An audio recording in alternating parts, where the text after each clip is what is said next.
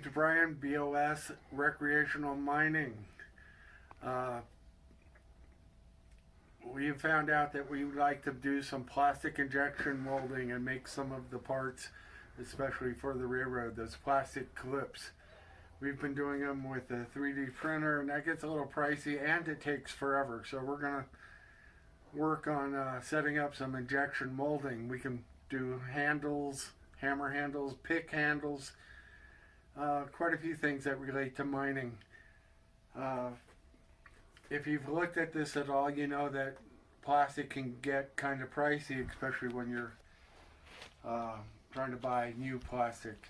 Well, recycled plastic is just as good. It can be reused over and over many times.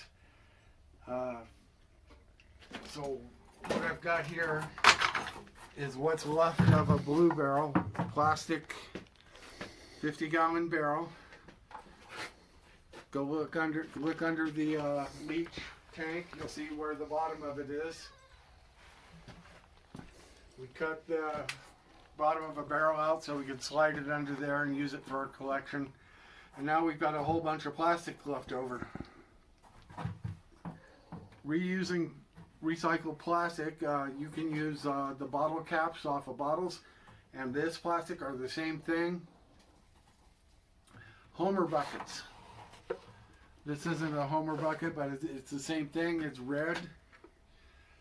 As you can see, we've shaved the top of it off. If you look right here, you can see where it went. It makes really nice flake plastic. We're going to look closer at that in a minute.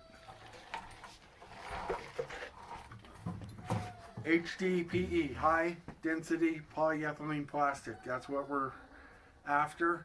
It can be reformed and using a press, a heated press and a mold without hardly any trouble.